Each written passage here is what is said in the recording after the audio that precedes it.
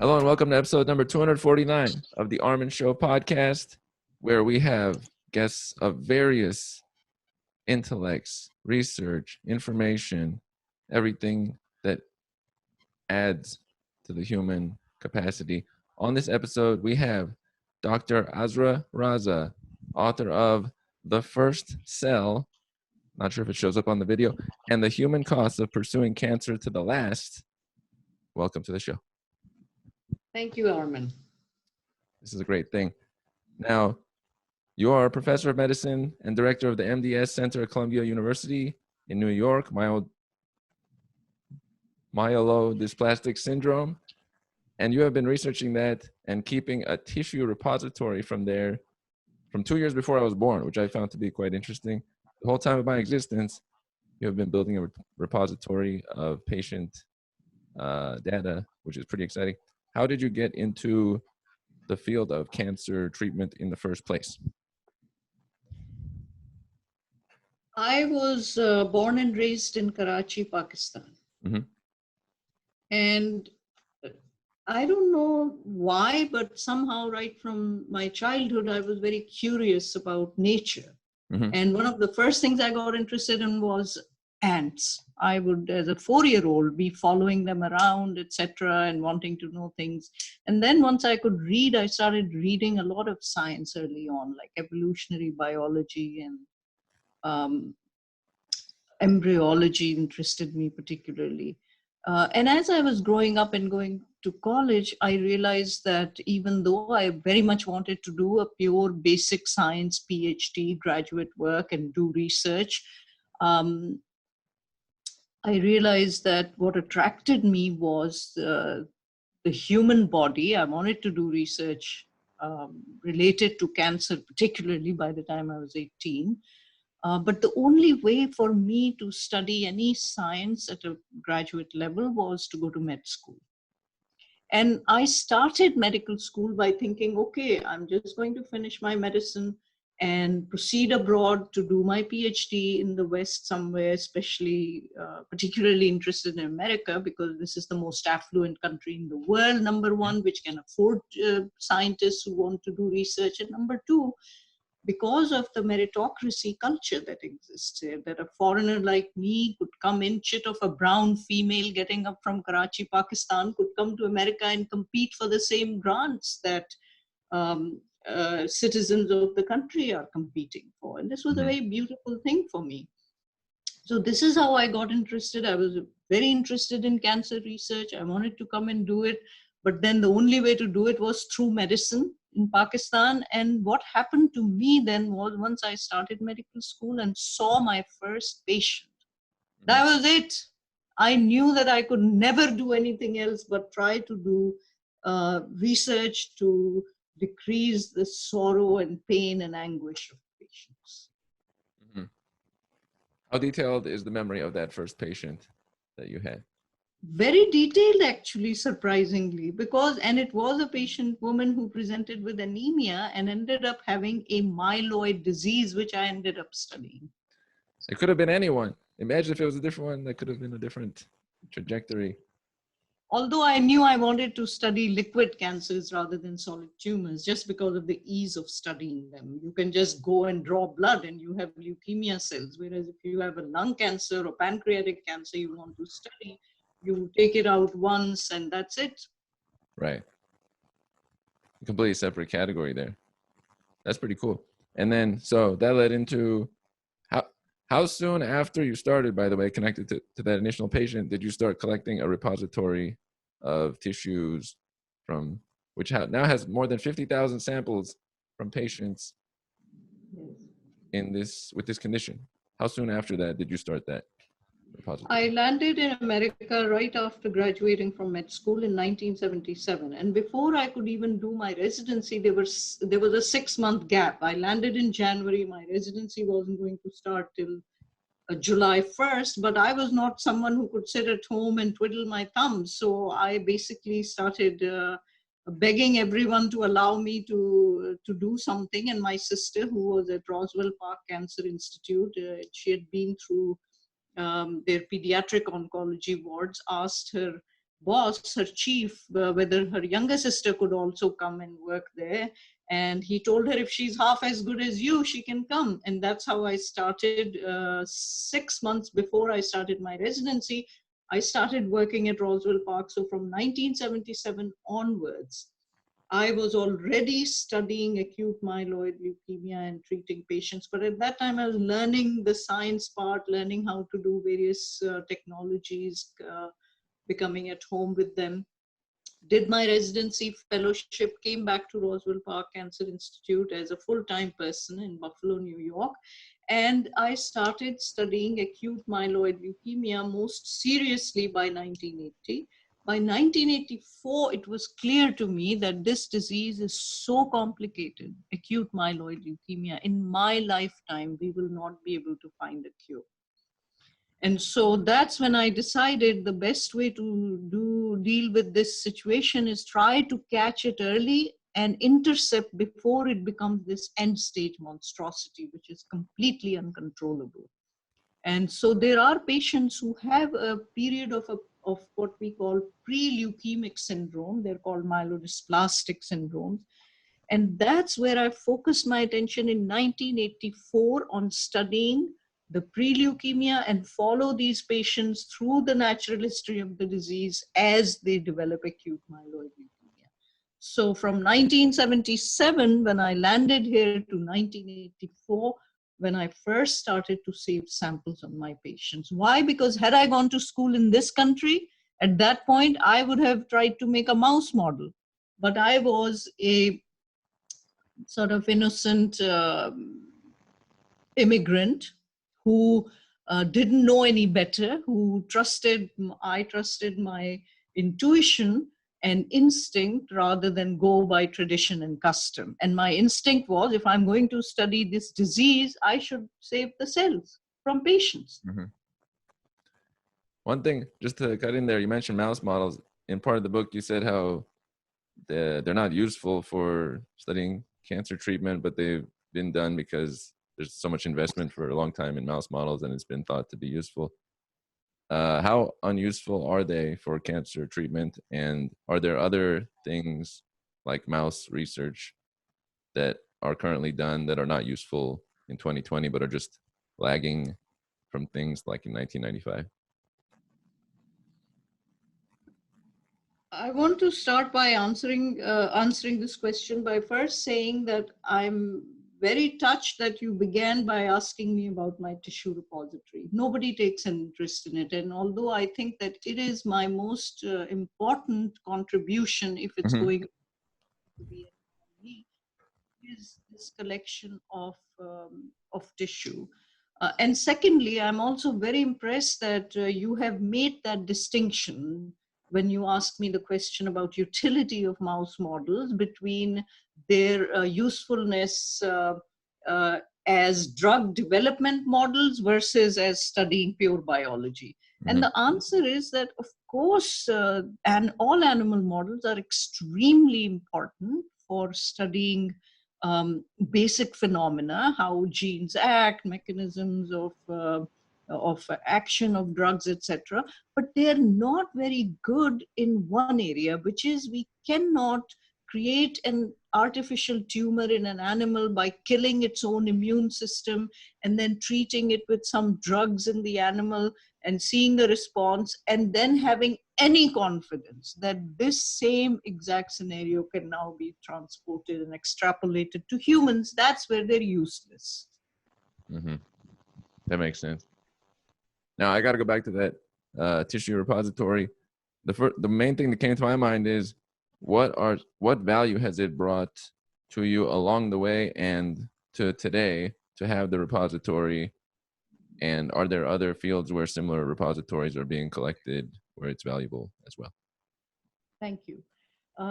Answer to this question is that, look, how are we trying to treat cancer? We have constantly been trying to treat cancer by understanding the underlying biology that is driving the malignant phenotype. And to study that, we have used mainly mouse models. And to treat that, we have again used animal models. It's not like we haven't tried to study human samples, but very difficult. Technologies were evolving.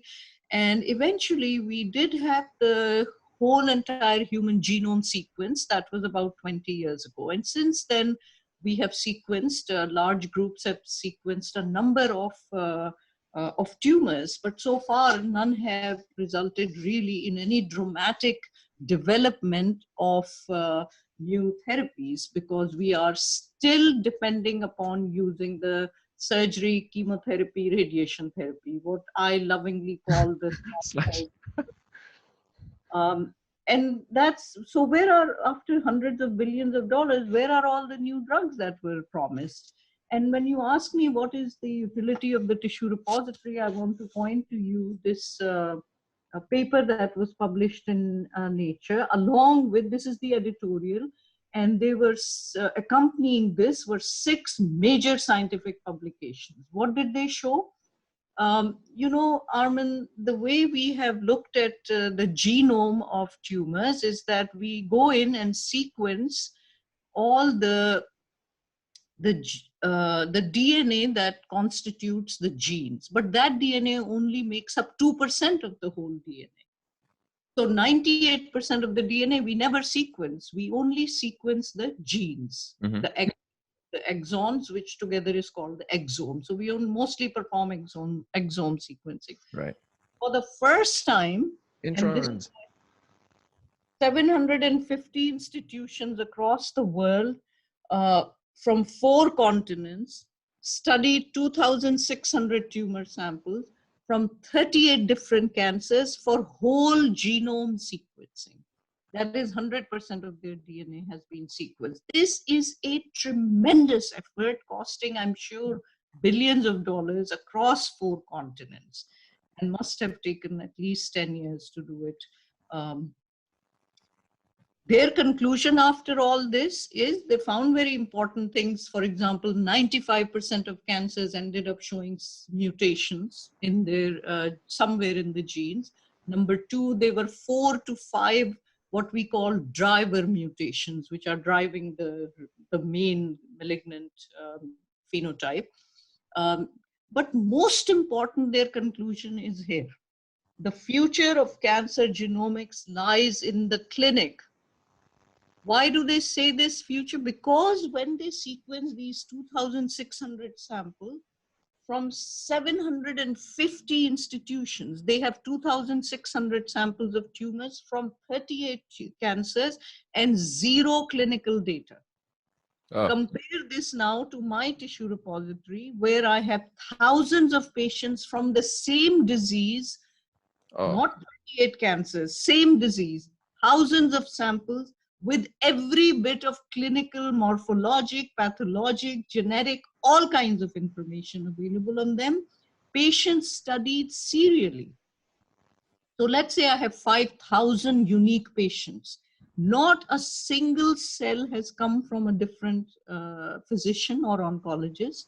I have taken care of every one of these patients. Most of these bone marrows I have performed on my own. Myself, I still do them. Yesterday, I did several bone marrows in my clinic, gone to the tissue repository. So think about the fact that all these institutions together could produce 2,600 samples from 38 cancers, and I have a tissue repository which is so unique that it really holds potentially the ability to shift the entire paradigm if it is studied properly by using the latest technology of genomics, proteomics, metabolomics, transcriptomics, and not just any one thing. If we apply all this seriously, study these samples seriously, we will have incredible answers. I like this concept. When I think of what you're describing there, the 50,000 samples or more with your temporal understanding of it, and it's in the clinic, that's depth. And then I've noticed in life, you can take anything of high depth and then transfer it across width. Whereas when some things have a lot of width and they're lightly touching many different things, like the example you're providing, it can't translate far. You can only translate as far as the depth of something goes, which you're describing of your repository. What is one way you would like it to be used? So the exciting thing right now is that there is a partner of mine who has agreed to a huge sequencing company who have agreed to go ahead and do whole genome sequencing for the entire tissue repository. So imagine how exciting that is. But I am still committed that no single thing is going to help find the first cell or the earliest marker of cancer. What we need to do is, along with this whole genomic approach, I hope somebody else comes and says, Dr. Raza, we are ready to do all the proteomics with you, from the blood and serum and bone marrow plasma, and let's do it, and let's find what signature of various proteins means the patient will die within a year with pre-leukemia or will live for 10 years with pre-leukemia. And this is how we work our way back and say, okay, why did some patients even get pre-leukemia? What was predisposing them? And then we recognize what puts people at high risk. Is there some genetic thing they are born with? Is there something they were exposed to? Are there messenger RNAs being produced that are making them susceptible? So ideally, what I want to do now is find partners who want to invest and do this, because they will make billions of dollars out of this. I work for Columbia University. Everything belongs to Columbia University. But they can come help with the research, do the transcriptomics, just like someone is doing genomics with me. If other people want to do these things, then I am very confident that within 2 years, we will have biomarkers that can pick very early signs of this disease. You've done the base work underneath, and then if someone comes along and does the processing. Yeah. And a lot of it has to be applying, this will generate really big data, which needs analysis by not just humans, bioinformatic experts, but also machine learning through AI. We have to apply all the latest technology. And this is why I believe my choice of coming to the US was the best decision I made 50 years ago, because, hey, no one has better technology, no one has better trained individuals, more creative in number at least, than our country. And this is why I think I am in the best place at the right time. The technology is there.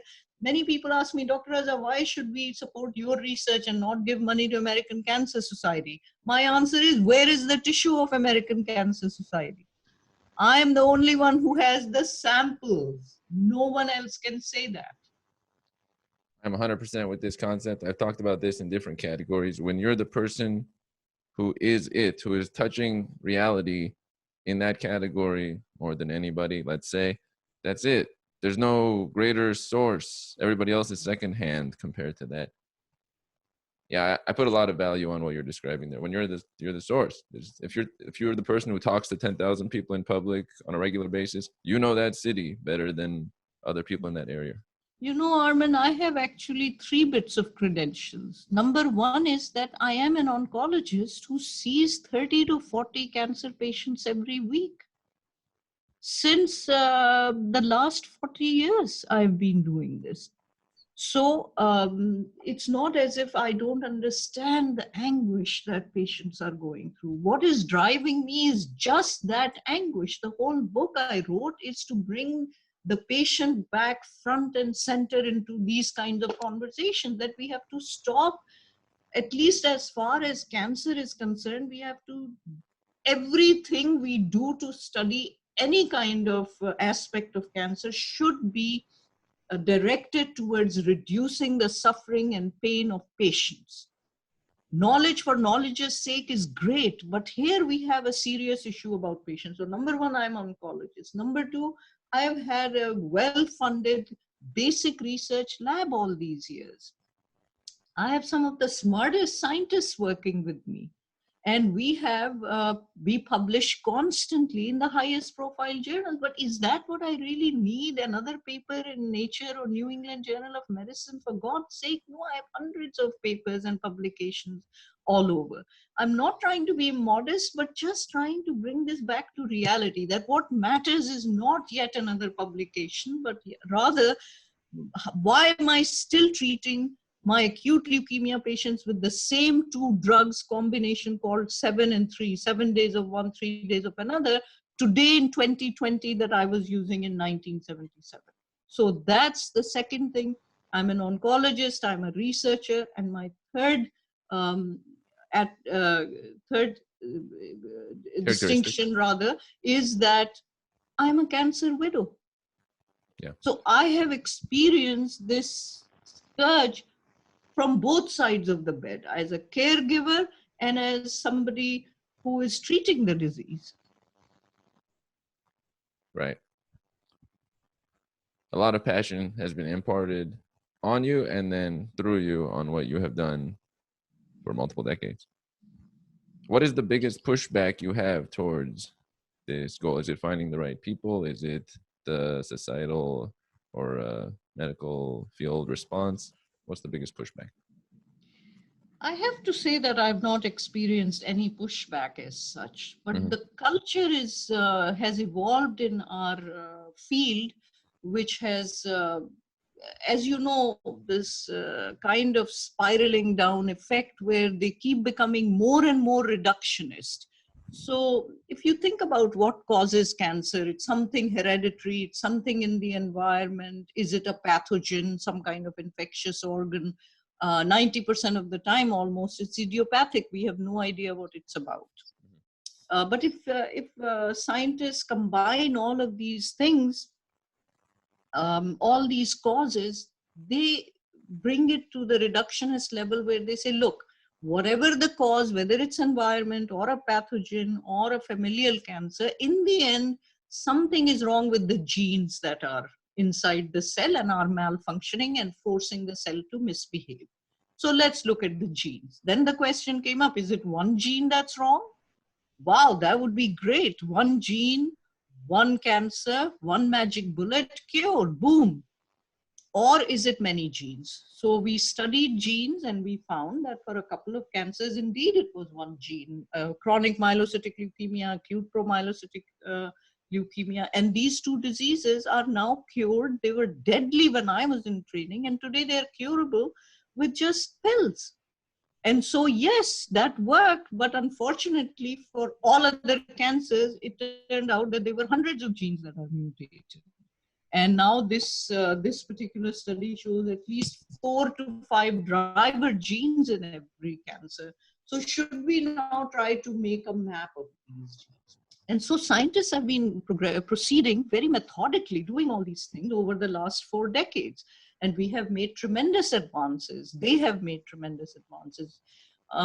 So I haven't felt any particular pushback, but I feel like too much focus by basic scientists on a reductionist approach, which despite now 2 decades of experience showing, especially since the human genome has been sequenced, that it's not as simple as we imagined it to be. And so my biggest problem is that people are not taking the blinders off their eyes to see we are trying to solve too complicated a problem. Yes, we may be able to figure out every signaling pathway and every gene that's affected in every cancer, but that will take another 1,000 years. And we don't have time to wait for that. So I'm saying that let's see the problem for what it is. It is very complicated and it's a moving target. Why do I say that? Because as one cancer divides into 2, one cancer cell divides into 2, it picks up new mutations because of just DNA copying errors. With each subsequent generation, there are 2 new cancers now, then 4 new cancers within the same tumor. And these studies show exactly that. Huge heterogeneity from patient to patient, cancer to cancer, clone to clone within the same tumor. So this kind of a complicated problem cannot be solved by a reductionist approach. The only way, the only thing which works is all the treatments we use, if we use them early enough, they work. Like if stage 1, if cancer is diagnosed at stage 1, let's say breast cancer, 100% cure. But if it's diagnosed stage 4, 10% cure. The same treatment. So what I'm saying is if we go before stage 1 even, we'll be we will not be visiting these draconian measures on our patients of beating them on the head with chemotherapy or slashing their bodies off. Mm-hmm. I've noticed this about the reductionist approach. It can be taken too far. I kind of do things in a reductionist way, but if you go too far, now you've exited the field that you're looking at. You can reduce things down to an atom, down to the sun or entropy or something far away from humans, but it doesn't always assist. And connecting back, actually, if the average person looks at the first cell, do they think to themselves that cancer starts from one single cell that went awry? Is that the way for them to think about it? Does it start from just Yes, one cell and then exactly. pass around? Yeah. In a way, Armin, even I'm using a very reductionist approach, going down to the very first cell and its footprint. So that's reductionist too. But to me, that's a more realistic reductionist approach rather than, and I may turn out to be wrong, but I know that the only strategy that has shown to work is early detection. I'm trying to imagine a future where we can cure cancer without having all these chemo and radiation therapies and surgical approaches, because they're not easy to tolerate. Yes, we can cure acute myeloid leukemia, the deadly disease I've been studying, with a bone marrow transplant, but you know how draconian that is for patients. Those who, I mean, half of them don't even survive it. There's 50% survival with acute myeloid leukemia, with transplant even. So I'm saying, okay, right now, this is all we can do. If I have acute myeloid leukemia today, I will take all of those things that I am criticizing right now. Mm-hmm.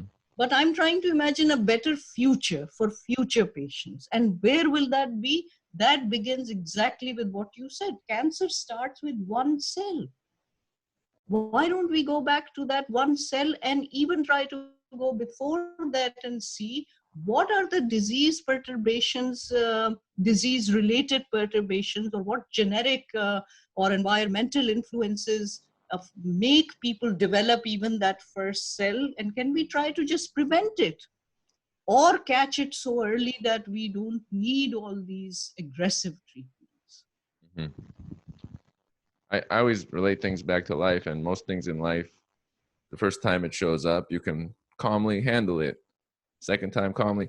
At a certain point, you can't calmly handle it, or it affected your body or your routine, and now you have to like deal with two things, then three, and then at some point, it's out of your hands, and some people just accept it. Or one thing that comes to mind, also, you brought this up in the book, punctuated equilibrium from Stephen Jay Gould. I always think about life like that. There's thing, and then suddenly a change, and then you adapt to the change. How much is punctuated equilibrium a part of how cancer develops? Yeah, that's a good way of thinking of it, actually. You're right. Because we are very much suffer from the herd instinct, which means that something becomes popular, everybody and their grandmother is me too, me too, me too. We'll all try to do the same thing. So let's say in the 80s, it was oncogenes. Everyone was studying oncogenes. Then in the 90s, it's more like angiogenesis, new blood vessel formation. Everyone's trying to choke off blood supply to tumors and starve them to death. Then in the 2000s, it's all about genomics because we have the human genome sequenced. So we go in these, then there's a period of like equilibrium where everyone is trying to make new observations and develop insights. And then suddenly, boom, somebody finds something new, like genome is sequenced. So suddenly everyone will turn, and then the paradigm will shift to that. So you're very, very right. Things move in this kind of punctuated equilibrium. And that's the nature of things, but it's not necessarily a bad thing because that's how paradigms shift.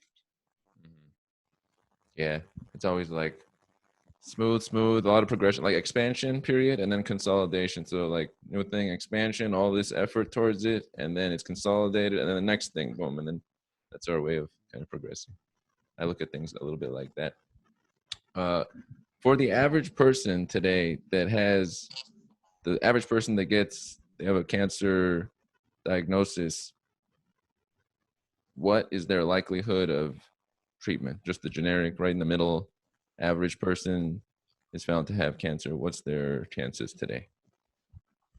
I would say chances are excellent. Mhm. We are curing practically 2/3 of the cancers right now that will be diagnosed today, this year. 2/3 will be cured.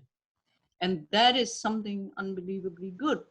Um, 2/3 are being cured. Number one, um, this means that mortality from cancer has gone down 26% in the last 3 decades. Why? Not because of any new treatments, but because of anti-smoking campaigns that finally began to show some results. And two, because we are diagnosing cancers earlier and earlier through a number of screening measures, patient education and awareness, etc. So it's all early detection and anti-smoking campaign. Now there is some talk about immune therapies contributing to a few cancers where survival is improved. But for an average person, I think that 2/3 will be cured today. But with what? That's not very pleasant, as I say, the same old thing. The 1/3 that present with advanced cancer, their outcome is no better than it was 50 years ago. And that is shameful. That is an embarrassment to us. Secondly, I would say that, let's say breast cancer, women with breast cancer, 40% are diagnosed with advanced stage disease. That accounts for practically 50,000 women dying every year. That is a lot of women that shouldn't be dying. Why are we missing cancers on these people? Maybe they developed it at a very young age where we didn't even think about doing mammograms on them, or mammograms missed it. They're not the best technology to detect early cancer. A lot of people point this out to me and say, well, we have tried screening measures. PSA led to many overdiagnosed, overtreated men, and mammograms missed a lot of aggressive tumors, and many women lost their breasts because even non-aggressive tumors were removed. So this kind of criticism is very short-sighted. Basically, you are criticizing the whole concept of early detection, which is the only thing that works, because we have bad methodology or bad tests. I'm saying we should develop use the latest imaging and scanning and AI technology combined with the biomarker detection by all the panomics I described, and not use any one test, but use 50 tests if we have to develop early detection markers. So for somebody who has cancer today, I'm saying that you have 70% chance that it will be early and you will be cured, but 1/3 chance that you will not be. And so while we need to keep investing resources in developing better therapies for patients who have cancer today, we should try to do better for future and divert some of the resources which are being redundantly wasted on the Me Too mentality. We should move them towards early detection. And I think what I want to say at the end of this section is to say to you, I feel extremely optimistic about the future, because I do believe capitalism works, and that if we just set a new goal and financially incentivize that goal, everyone will be rushing towards it. This is true. One thing that came to mind while you were describing that, an analog of that is the same thing that, it's not related, but let's say like advertising on a social media platform. Some people might post an advertisement and say, it doesn't work. But it does work for some people if it's good ads and they try 50 different things and they do split testing. So same thing in this category. Is it in spite of or because of? So like the early detection definitely is the benefit there. So each element has to be looked at as a positive or negative, and then you can't discount the positive because the way it was implemented wasn't valid. That's just missing the concept. One thing also you added there, it was in, I believe, the chapter with Lady N, but you said no patient has one cancer. So even though they have cancer that starts, why do they not have one cancer? What kind of adaptation can occur? This is what I was talking about earlier, that cancer is a continuously evolving entity. Mhm. Every time a cell divides into two, imagine that normally this cell might be taking 1 week to divide into two. But Right. once it has escaped all the growth controlling signals, it is dividing in 24 hours instead of 7 days. Right. So this rapid proliferation also leads to the DNA polymerase making lots of errors. Yeah. So that DNA errors also increase during the copying mechanism. So once a cancer cell divides into two, it can pick up a number of new mutations. And those new mutations may not affect how rapidly it's dividing, but they could affect metabolism of the drug we are giving. So let's say I'm giving one drug which the first cell was very sensitive to, but the second cell is not because of the new mutation. And that's how these, within the same tumor, now there are 2 or 3 or 1,000 different clones sitting there biding their time and being resistant to the drugs we are giving. And once they have had a chance to outgrow the dominant population, then they cause the relapse. This is why it's so hard. Mm-hmm. Continuously changing. They're basically doing what we or any organisms do over time. We're always adapting to the scenario. They're just doing it with quick replication, and then it's tough to keep up with very quickly. And the sad thing is that the first person to describe this is Peter Noel, who wrote this paper in 1976, which I reviewed for the laboratory at Roswell Park Cancer Institute back then as a young person. And it made such a huge impression on me because, so I quoted the whole thing in verbatim in my book, the abstract from the paper, because there was great clairvoyance in Peter Noel's voice. He predicted all of this, which has been proved by genetic sequencing now. He already predicted the clonal evolution. One other thing that comes to mind right when you said that is in 1976, also my favorite book came out, The Selfish Gene, and you met Richard Dawkins. Yes. Did he have a big impact on your view of cancer or how it evolves quickly? No, not Richard Dawkins. I believe it was described in there. Have you met No, him? I mean, I know Richard Dawkins and I love his work, and he's a fantastic scientist, but I'm saying he did not affect my thinking about cancer as Oh, I much as see. evolutionary biologists did. I love The Selfish Gene also. I have every one of Richard Dawkins's books, signed copies, and I think he's one of the most important intellectuals of our time. Mm-hmm. And I have the greatest respect, admiration, and affection for him. Wonderful individual. He's like our Charles Darwin of today, in a way. Yes. Now, also another notable individual, I always like to check other people that you have worked with that provided some interesting value or understanding. You mentioned Siddhartha Mukherjee in the book, and actually he's on the cover of the book. I didn't even notice that until right now, but I noticed he was in the book. You have worked with him. What have you learned from him and or specific others that come to mind in your field? Siddhartha Mukherjee and I actually share a lab. We work together. Mm-hmm. And he is someone whose intellect and whose writing abilities, whose creative spirit I greatly admire. In fact, in my opinion, he is the best science writer ever. Sorry to Lewis Thomas.